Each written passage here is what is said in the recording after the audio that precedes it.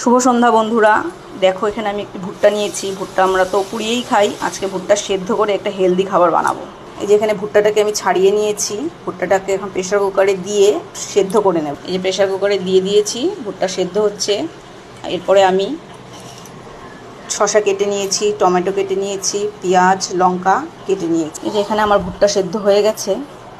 এখানে আমি একে একে শসা, টমেটো, পেঁয়াজ, লঙ্কা এতে দিয়ে দেব। এই যে প্রথমে আমি শসা দিয়ে দিচ্ছি, শসা, তারপর টমেটো, পেঁয়াজ, কাঁচা লঙ্কা কুচি সব দিয়ে দিলাম, একে একে সব দিয়ে দিলাম।